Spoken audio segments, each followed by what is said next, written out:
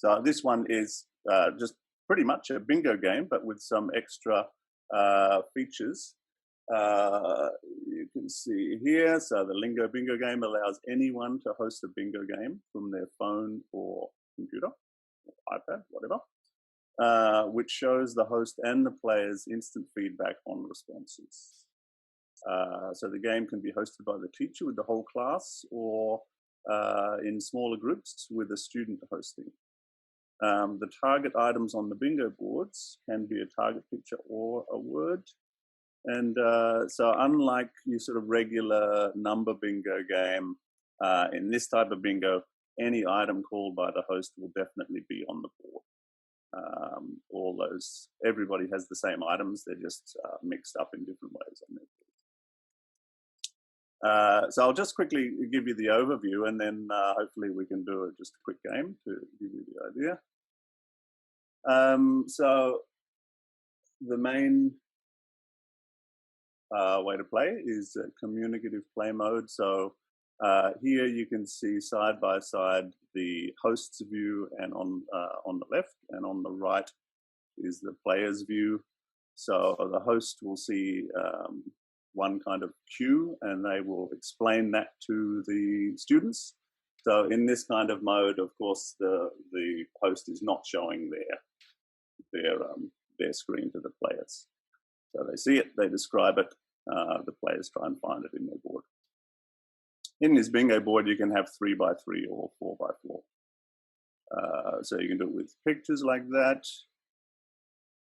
You can do it with words like this.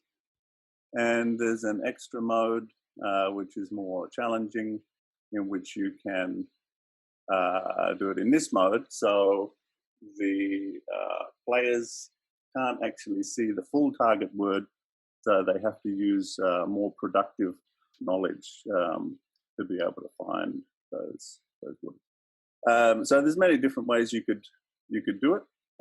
So the host could be giving a definition, they could be giving it in Japanese, I guess.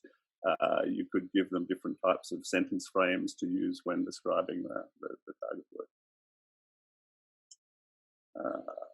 So this is the sort of original way I envisaged people using it, in this communicative way.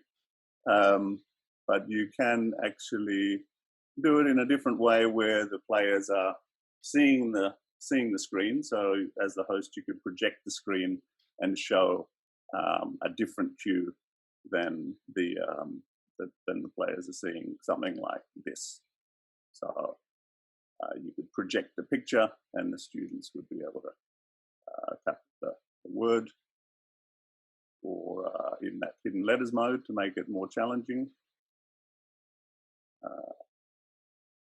or with a definition. So in the data, the different sets can include 3 types of information. They can include a target word, a definition, and a picture. So you could have something like this, where you're showing them a definition, and they have to find the target word. Okay, so that's basically the different kinds of modes. Are there any questions just at this point? If there's anything in the chat, Paul, you can let me know. No, you're all good right now. Okay. All right. So before we start the game, I'll just give you the overview, showing you both the host's view and the student's view, so you just get a bit of an idea of what both roles can see. So this is the home page. From here, you'll either create the game or join the game. So on the left, you'll see the host's view. After pushing create game, they get this kind of little setup screen where you choose the list, and you choose the individual items from the list, and you also get some different options as to the kinds of modes that I showed before. You can also see there's word sets and image sets. Some of the image sets also have words and things, but yeah, all of the word sets do not have. We can see the room code. So this is how students join. They can join with this room code here, just putting the code up in here. Another way is, if you click this button, you'll see a big QR code, and students can use that with their phones. So 2 different ways to join. And once they have joined, they'll come to this kind of screen. They can edit the player name. And you can see once a player has joined, this button says start with player 1. So it's ready. As soon as at least one player has joined, you can click that and start the game. Okay, so after the start button's clicked, then it's coming here into the game.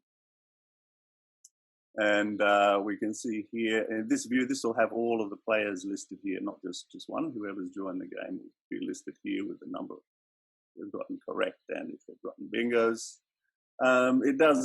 The game doesn't finish automatically on a bingo because there might be different kind of winning conditions you want to set. You might want to set 1 bingo, 2 bingos, or just keep going until a certain number of people are finished. So the host just gets to choose when to end the game, and you just click this button to do that. Okay, let's try a game. So, anyone who wants to participate, and it'd be great if at least a handful of people participate, the more the merrier. Get ready with a device, probably using you just grab your phone if you have it at hand, and we'll just do just a simple one. So I'm going to use this set. Maybe we'll use okay, and I'll just describe it, and we'll just do a little mini game. Should be quick. Okay, so we can start with 3 players. We've got three players joined there. So at this point, I stop sharing so that you don't actually see my view, and I start the game. Okay, so this word means the opposite of deep. The opposite of deep. And on my screen, I can see 2 out of 3 people have answered, and I can move on at any time. So this is one of the big advantages of having it all connected. You know how many people have actually answered, and when people answer, they're not kind of shouting it out as you would have to do in a regular kind of game. They don't have to fight. Oliver, Comment from the chat. Comment from the chat. Oliver, people are wondering how to join.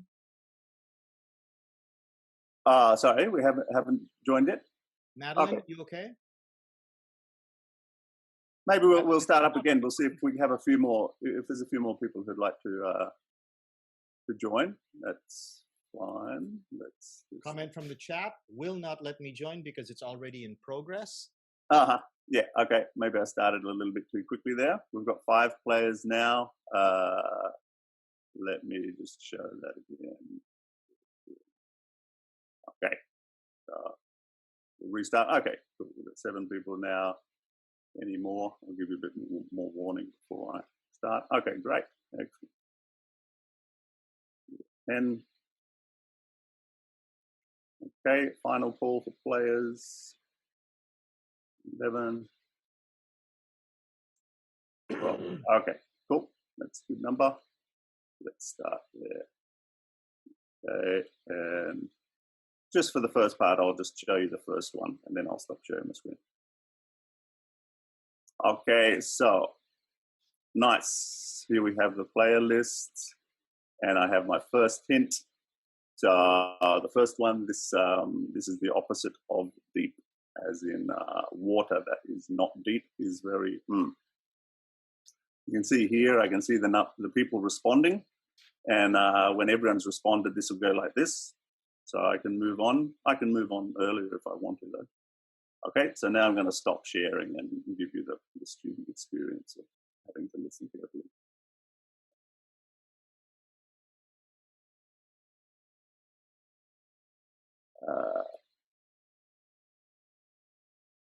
Okay, the next one. Oh, sorry, I think I jumped a question there. So Sorry about that. This word means the opposite of kind. If somebody is treating you badly, maybe they're a person. Great. Okay, I've got lots of answers there. Not every. Yeah. Okay, everyone's responded. Okay, this is the opposite of healthy. You guys. Okay, great. Okay, so that's a very quick game because it was only 3 by 3. Normally, I'd set it probably as 4 by 4 to have a longer game. Let me share the screen there. Okay, so this is what I see at this point. I can see these people have got bingos. I'm going to end the game, and also on your devices, you'll see this list at the end too. From here, I can click play again and be the same host, or we can go back to the top page if you want to swap and someone else wants to be the host.